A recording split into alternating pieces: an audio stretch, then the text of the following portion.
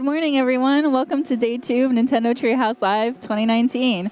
I am here with Audrey and Roxy, and we're here to talk about Fire Emblem Three Houses. I almost made it. I made it, actually. All right, so let's get the show on the road. So we are a professor in the monastery, and this is 5 years before things get a little rough for our students. But Audrey, could you tell us some more about the story for our audiences back at home? Yeah, that's right. So I'm playing as Byleth here, and we are at the Officers Academy at Garrick Mac Monastery. Don't worry about that green-haired girl in the room. That's completely normal, and everything is fine. But basically, at the outset of the game, I'm sorry, I have to talk to Bernie here. Oh, she says she's got a cold, but she's a big liar. Bernie's actually just a big introvert, but it's okay. You can pull her out of her shell over time. But at the outset of the game, you choose one of 3 houses to lead and to teach, and each one represents one of the ruling powers in Fodlan, the continent where this game takes place. So you're not just choosing the students who you want to teach, you may be choosing which side you want to take and, oh, I don't know, an impending war. So we're going to show a few of the activities that you can do here at the monastery. In there is the garden. Over there's the fishing hole. But you know what? I'm a bit peckish. I'm going to run to the dining hall real quick and see what's going on there. I mean, it's morning for us, so I guess it's breakfast time. Breakfast is the most important meal of the day. So here we are in the dining hall. And, oh, hello, Dedu. Investigating Ramire Village. He's always so serious. Come on, let's get a bite. Just walk away from the Yes. So there are multiple paths you can take in this game. The one we're playing right now is the Black Eagle path, and this is Edelgard. She's the house leader of the Black Eagles. She's an incredibly important character. I won't spoil anything for anyone who hasn't played the game, obviously, but she has an incredibly compelling and deep backstory, just like all of the characters in this game. So I hope you look forward to getting to know her. But I'm going to jump here, and let's see. Petra looks like she really wants to get in on this meal. That's going to raise her motivation. She's got that giant happy face, so like, I'm ready. Let's go for this. And then it's a professor in Night Mixer, so I'm also going to invite Manuela to the party. And we're going to chow down. And one of the really cool things about the monastery activities is that not only is it really fun to interact with all of these characters like never before in a Fire Emblem game, everything you do has an effect on your game. You can see that dining with Petra increased her motivation. That's going to allow me to do more with her when we're in the tutoring phase. It also gave me more points so that my professor level went up. And having a higher professor level means that you have more activity points, more battles you can do, and you get more gold to spend on those all-important vulneraries. Nice. And look, I completed a quest along the way, so we're doing pretty well here. Nicely done. Yeah. Got that off the checklist. Yep. Oh, and there's Raphael. I can't run by Raphael without saying hi. I love this guy. He's a big sweetheart. He actually has a really tragic backstory, but you wouldn't know it by his great attitude and his wonderfully ill-fitting shirt. Yeah, he's just ripping out of that shirt. He can't help it. His muscles want to be free. And he's worried because he ate too much fish recently, and so now he's worried he'll never want to eat it again. These are really, really big problems in the Academy phase of this game. So right now, I'm going to go ahead and fast travel, and this is pretty big, so I'm very happy I can't fast travel, to the cathedral here and do a couple of more activities. And as I said, not only is it great to be able to interact with your students and actually run around in a Fire Emblem world, run around these wonderful environments, but everything you do has a practical effect in battle. So all of the things, all of the time you're spending here in the monastery is going to go back and help you in battle, which is still the core of this game. Yeah, 'cause, like, speaking about like just the environments, it's like there's so much detail. It's such an expansive world to explore, so you'll definitely spend a lot of time not only in battles, but also exploring this monastery world. Yeah, and so this is the advice box, and it's where students will anonymously ask you for advice. And you have to kind of, based on your knowledge of those students, guess what would be the answer that makes them happy so you can get support points with them. And I correctly guessed that that was Hilda. Nicely done. Yes, so I completed that quest, and Hilda's now very happy with me. As I said, all of the different monastery activities you can do, as well as battles, will increase your support points, which can unlock support conversations. Oh, I know by the hair, that's Petra. Let's see. Oh, you're right. She misses the sea because that's where she's from a foreign land and she misses the ocean. Nice Yep. guess. It's like you played this before. I might know these characters a little bit, but all these characters are so lovable, and unlocking support conversations with them is really, really rewarding, especially since what's really dynamic about this game is that there's a 5-year jump at some point, so you get to see the support conversations that take place in the academy, and then there are also some that will only take place after the 5-year jump during the war phase of the game, so you get to see how the war and the events of the game have affected these students, which is really, really compelling. And that's how you get to know them enough to answer these advice box questions. And at that point, of course, after the 5-year jump, you can even pursue a romantic relationship with someone. Dimitri. Just saying. He is quite handsome. He is. Now I'm going to do some choir practice. I chose Dorothea, who's a former opera singer, and Ferdy, who has the voice of an angel. So we're going to do some choir practice. And again, like everything at the monastery, it has an effect. It raised their faith experience, and I got more authority experience as their professor. So it's another boon to your battle, to your strategies, to the way you're going to be able to level up these characters. I'm noting that the game is fully voiced. I really like, whenever you talk to a character, they are fully voiced and you can really engage with them. And some folks would be happy to know there's dual audio options. So yes, if you want to play with the Japanese voices, you absolutely can. So we're going to jump into some tutoring here. And as you can see, you can choose to instruct manually or automatically. One of the wonderful things about this game is that it's as deep as you want it to be. If you want to, like me, I love to pour every single stat, every single unit that I have, and try and customize it to my heart's content. But if you're the kind of player who really just wants to race through the story and the battles as fast as you can auto-tutor, and it won't be quite as effective, but it is an option if you'd rather not deal with all of this stuff that I just personally love pouring over. So for Linhart here, as you can see, I've set a custom focus for him. You can choose some predetermined skill goals for him, but I really want to make him a cavalier. I need more movement on my team. So I'm going to try and increase his lance and riding skills. Oh, he didn't do so well. I could critique him, but I'm going to play Mr. Nice Guy. It's like a good call, bad cop. Like, which one are you going to do? And that was the right call for him. He doesn't respond to critique very well, so... Let's see. He's still got a bit of... he did really well. Good job. And he leveled up in Lance. Nice. So we'll check in a bit, but he just might have enough of that skill to be able to change class. We'll just have to see. Yeah, good job, Linny. I'm very, very proud of you. And then, he's still got a little bit of motivation. So let's go ahead and work on your horsemanship. We leveled up as well. Nice. Skill level up. All right. Things are going well for Linny. And then let's also... check in on Ferdy. He also has a custom focus here. I want to make him a brigand, mostly because I think he would hate the outfit, so I kind of want to force him into it.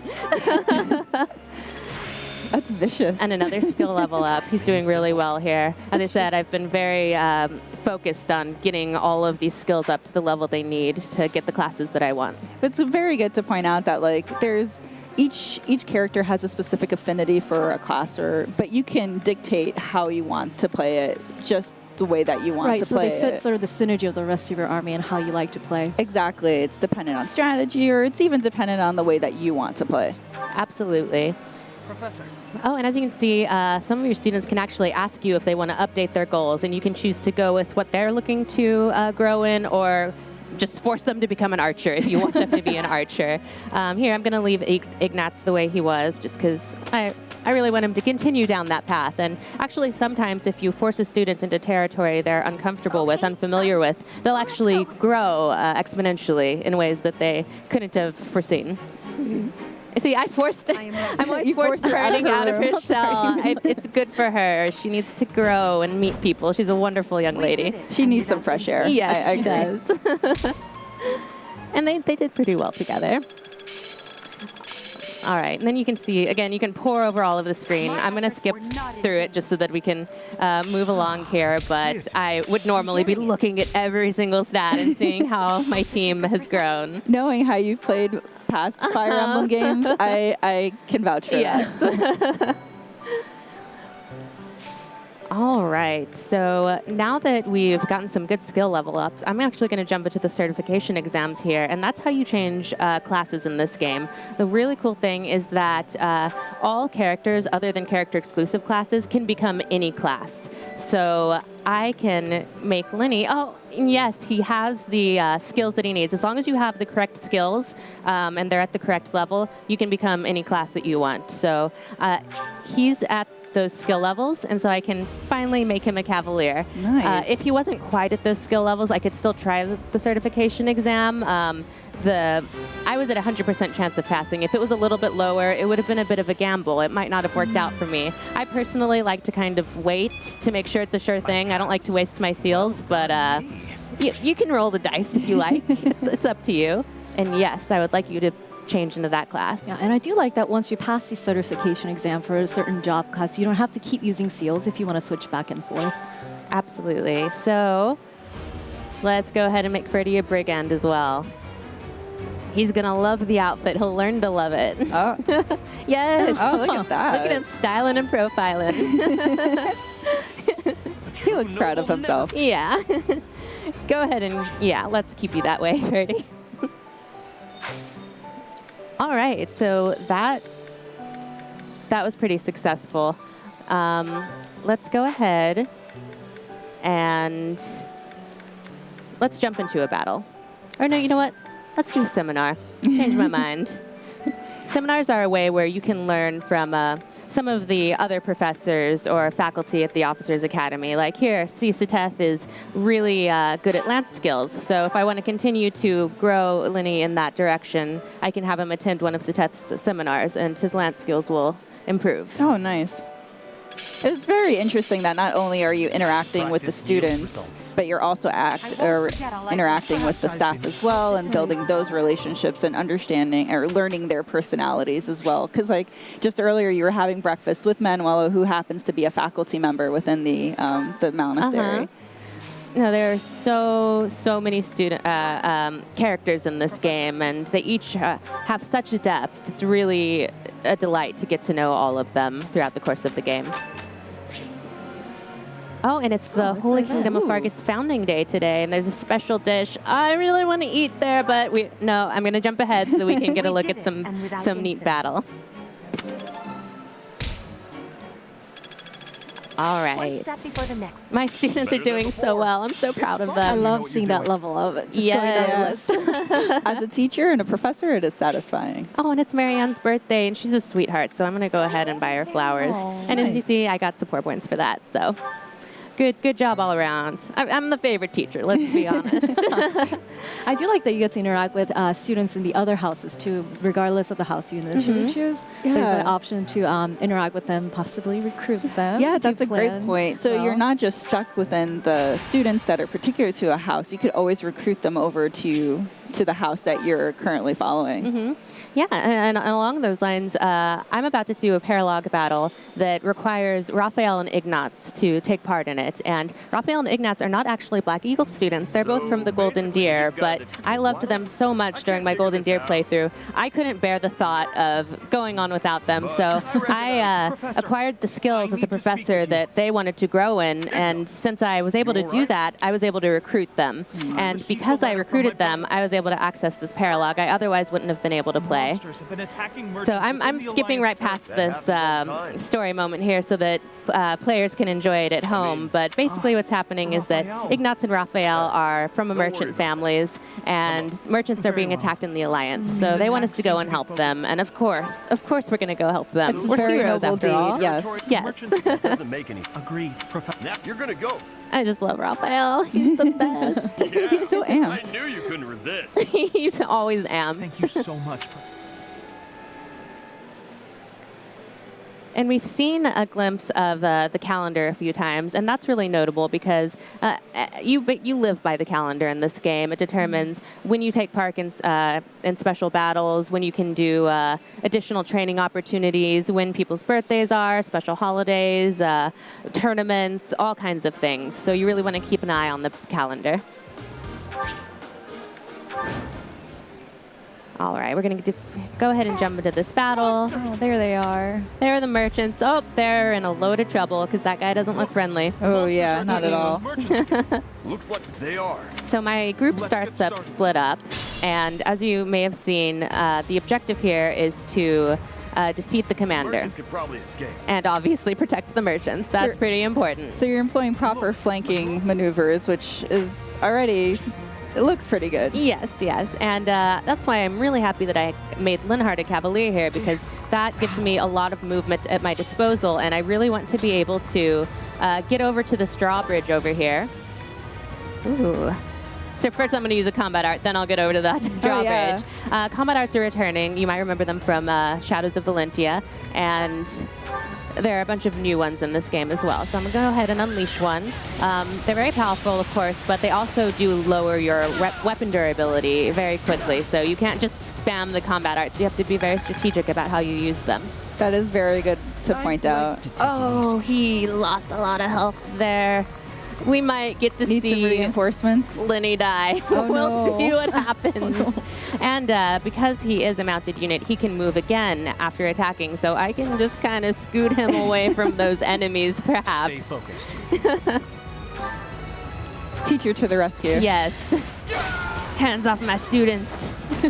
I do love like these battle sequences that it's not just between the opponent and your character. There's like action and battle happening, so it adds that immersion to what's happening on the field. Absolutely. And there's my archer. It's always important to have a good archer on your team. And Ignatz is the best in the business. All right. So I think Linhardt's covered pretty well.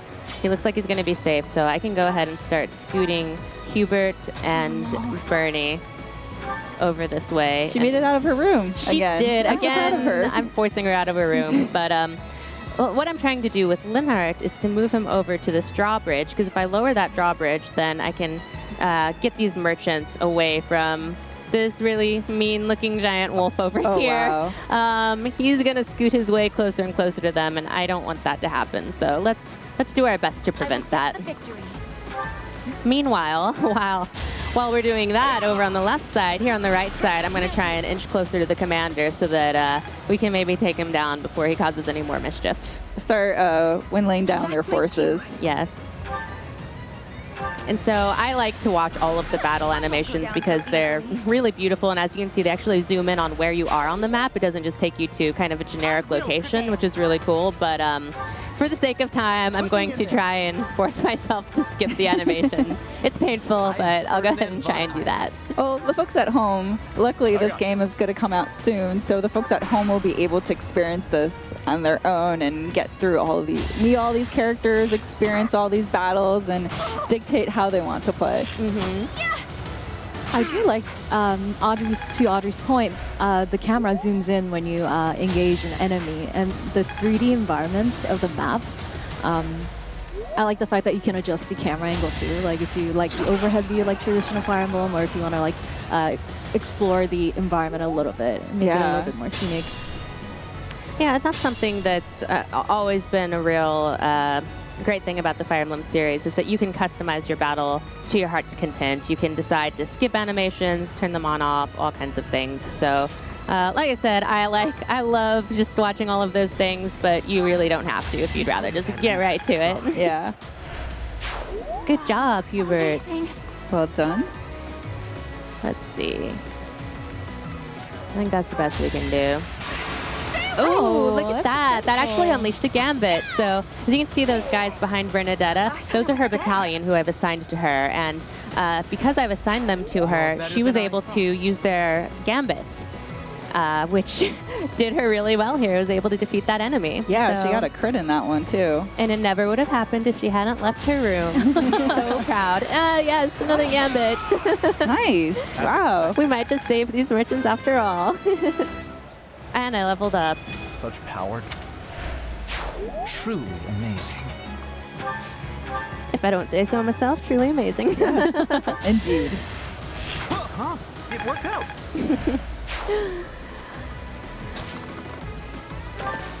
All right. The path is clear now. And using my brand new Cavalier, I was able to get over to this bridge Well and done. lower it for those merchants.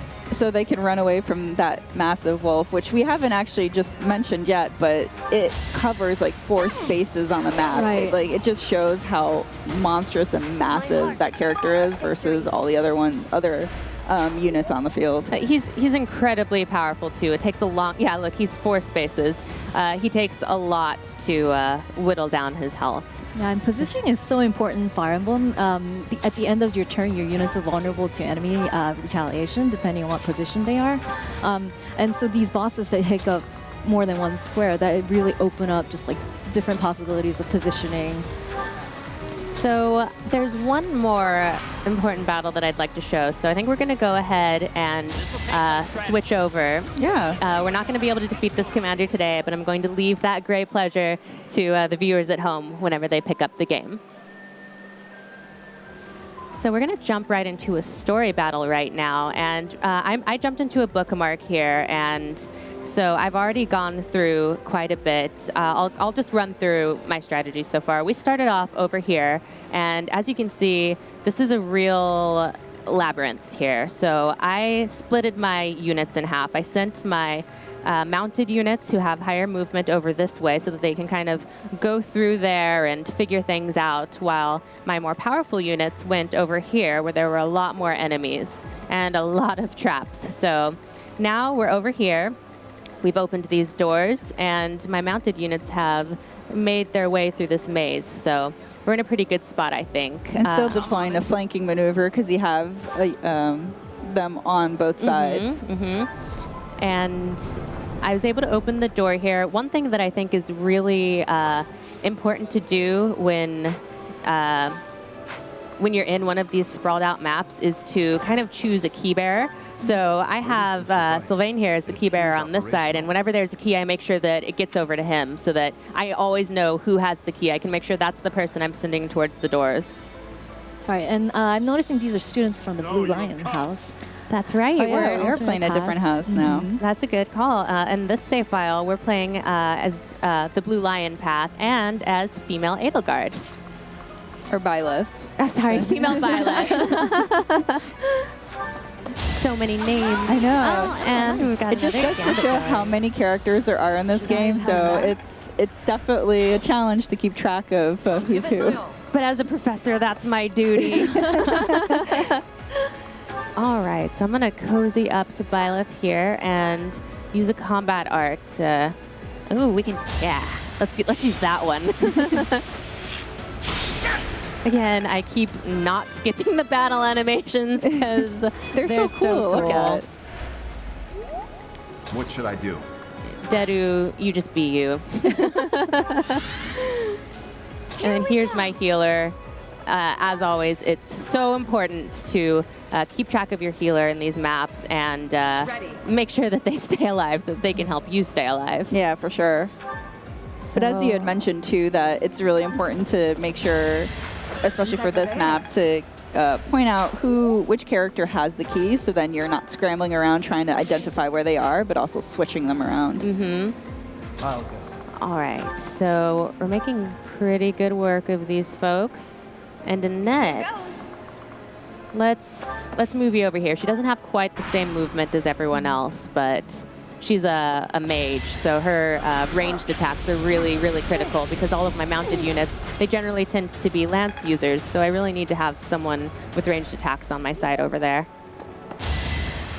That's how it goes. And I don't know if you're able to see it, but some of our students here, including Byleth, have Heroes Relics, and those are very special weapons that you can only use if you have the associated crest. And crests are of incredible importance in this world. They determine your status and power. They're passed down through bloodlines, and so whether you get a crest and which crest you have really determines your position in this world.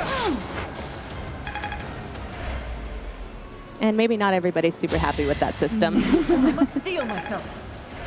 I'm just loving how Ash is able to attack those enemies across the wall. Like, Yeah, we're able to take them down without putting ourselves in too much danger, which is really nice. Oh, my battalion leveled up. All right, Ash, you did well. Now you get to forge on ahead. Proceed with caution. I shall, Dedu. I promise. I think... How are you doing, Dedu? I'm going to heal you. Yeah, let's go ahead and heal Dedu.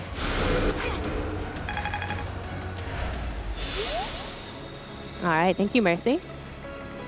Well, let's go back over to this side, and there's a lever here. So let's flip it. Still a few enemies to take out here. So let's send Sylvain up this way.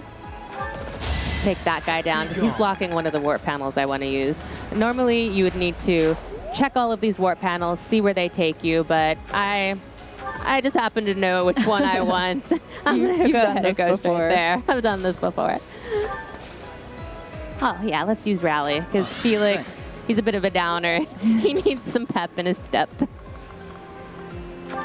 And then we're all going to move closer to this warp panel, which is going to take us where we need to be to get closer to the Death Knight, who sounds really friendly, doesn't he? Yeah. If we have time, we're going to go and try and say hello to him. Yeah, I'm not so sure if the title Death Knight is... right? Yeah, his mother should have thought twice before naming him Death Knight, maybe. So just to reiterate to the folks at home that are just tuning in, this is Fire Emblem Three Houses, where you play as a professor to basically encourage students and just prep them up. You can play however you want. There's a lot of depth in this game. There's a really deep narrative story. All of these characters have their own personality.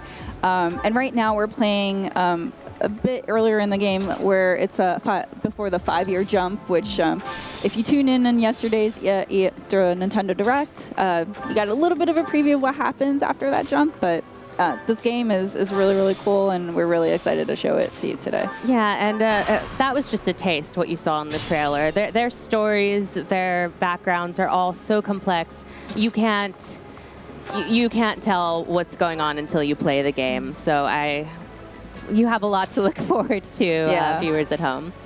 All right, so my key bearers here at the door. We're going to go ahead and say hi to the Death Knight pretty soon. You know what, Sylvain, you're a good man, but I'm going to go ahead and let your professor do the hello. Oh my gosh. Because Death Knight is very powerful and very, very scary. This is risky. We're all very scared of him. So let's go ahead and end this turn. Just give up. And then one thing I want to point out is that, well, first I'm going to defeat this enemy, and then I'll point stuff out. But say I had really messed up in battle and, God forbid, let one of my students get defeated. There's actually a way using Define Pulse where you can go back and you can redo the whole match if you want, or you can just go back a few moves. And this is obviously very powerful. It's very limited, so you have to use it strategically, or you can choose to just not use it at all and just live with the deaths. But it's actually a great way to not have to reset a whole 30-minute battle if something doesn't go your way. Yeah. So it's a neat option for fans. It's also important to note, too, that right now you're playing in the normal mode. I'm playing in classic mode, classic mode, which yeah. means that when people die, they stay dead. So, yeah, Divine Pulse is a great way to get around that. Counteract the... Yeah, and go and kind of rethink your strategies. Another battalion level up. That's handy. Oh, no. You said he was friendly? Too much fun. Yeah, so we're going to stop right here. Right here. Before he, over here. Because this friendly fellow just got a little less friendly. So. You said he was friendly. Yes.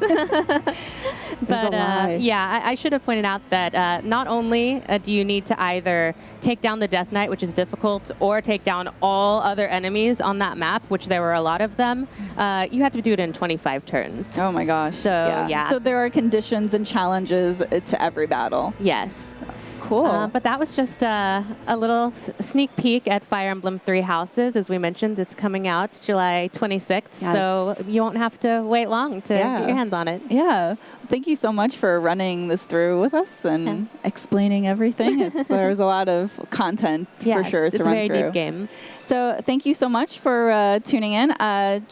But don't go away. We still have a lot more content to show you. Up next is a multiplayer mode of Luigi's Mansion 3.